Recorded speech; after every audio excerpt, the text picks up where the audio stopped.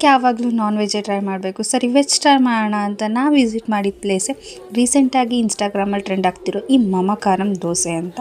So ಯಾರೇ ನೋಡಿದ್ರು ಆ ಮಮಕಾರಂ ಸ್ಪೆಷಲ್ ದೋಸೆನ ಟ್ರೈ ಮಾಡ್ತಿದ್ರು. ಸರಿ ನಾವು ಟ್ರೈ ಮಾಡೋಣ ಅಂತ ಹೋದ್ವಿ. ಫಸ್ಟ್ ಟ್ರೈ ಮಾಡಿದ್ದೆ ಉಪ್ಮಾ ಅಂದರೆ ಯಾರಿಗೂ ಇಷ್ಟ ಆಗಲ್ಲ, ಬಟ್ ಇವ್ರು ಮಾಡ್ಕೊಡೋ ಥರ ತಿಂದರೆ ಅಂತೂ ಸಕ್ಕತ್ತಾಗಿರುತ್ತೆ ಅಂತ ಹೇಳ್ತೀನಿ.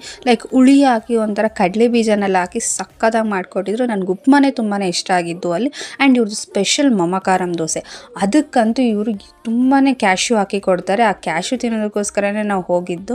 ಸೊ ಒಂದೊಂದು ಬೈಟ್ಗೂ ನಿಮಗೆ ಕ್ಯಾಶ್ಯೂ ಸಿಗ್ತಾ ಇರುತ್ತೆ, ತುಂಬಾ ಚೆನ್ನಾಗಿರುತ್ತೆ ಅಂತ ಹೇಳ್ಬೋದು. ಬಟ್ ಒಂದನ್ನಂತೂ ಒಬ್ಬರು ಫುಲ್ ತಿನ್ನೋದಕ್ಕಾಗಲ್ಲ, ತುಂಬ ಹೆವಿ ಅನಿಸುತ್ತೆ. ಒಂದಿಬ್ಬರು ಆರಾಮಾಗಿ ತಿನ್ಬೋದು ಅಂತ ಹೇಳ್ತೀನಿ. ಅದು ತುಂಬಾ ಚೆನ್ನಾಗಿತ್ತು. ಆನಿಯನ್ ಎಲ್ಲ ಜಾಸ್ತಿ ಹಾಕಿ ಚೆನ್ನಾಗಿ ಕೊಟ್ಟಿದ್ರು. ಆ್ಯಂಡ್ ನೆಕ್ಸ್ಟ್ ಗೀ ಕಡಪ ಕಾರಂ ದೋಸೆ ಅಂತ ತೊಗೊಂಡಿದ್ವಿ. ಅದನ್ನು ಚೆನ್ನಾಗಿತ್ತು ಅಂತ ಹೇಳ್ಬೋದು. ತುಂಬ ಕ್ರಿಸ್ಪಿಯಾಗಿ ಚೆನ್ನಾಗಿತ್ತು. ಅದನ್ನು ಟ್ರೈ ಮಾಡ್ಬೋದು ನೀವೇನಾದರೂ ಕ್ಯಾಶ್ಯೂ ಸಾಸ್ ಇಷ್ಟ ಆಗಲ್ಲ ಆದರೆ. ಬಟ್ ಇದು ಒಂದು ಸ್ವಲ್ಪ ಸ್ಪೆಷಲ್ ಆಗಿ ಚೆನ್ನಾಗೇ ಇರುತ್ತೆ ಇವ್ರ ಹತ್ರ. ಆ್ಯಂಡ್ ಪುನುಗುಲ ಅಂತ ಒಂದು ತೊಗೊಂಡ್ವಿ. ಅದು ಒಂದು ಸ್ವಲ್ಪ ಡಿಫ್ರೆಂಟಾಗಿ ಚೆನ್ನಾಗಿತ್ತು ಅಂತ ಹೇಳ್ಬೋದು. ಸೊ ನೀವೇನಾದರೂ ಆಂಧ್ರ ಸ್ಟೈಲ್ ಫುಡ್ ಟ್ರೈ ಮಾಡಬೇಕು ಅಂದರೆ ಇಲ್ಲಿ ಹೋಗಲೇಬೇಕು ಅಂತ ಹೇಳ್ತೀನಿ. ಎಲ್ಲ ನಿಮಗೆ ಆಂಧ್ರ ಸ್ಟೈಲ್ ಫುಡ್ಡೇ ಇಲ್ಲಿ ಸಿಗೋದು. ಆ್ಯಂಡ್ ಅವರೇ ರೆಕಮೆಂಡ್ ಮಾಡಿದ್ರು ಅಂತ ಒಂದು ನನಾರಿ ಸರ್ಬತ್ ಅಂತ ತೊಗೊಂಡಿದ್ವಿ. ಅದನ್ನು ತುಂಬಾ ಚೆನ್ನಾಗಿತ್ತು ಅಂತ ಹೇಳ್ತೀನಿ. ಸೋಡಾ ಹಾಕಿ ಚೆನ್ನಾಗಿ ಮಾಡಿಕೊಟ್ಟಿದ್ರು.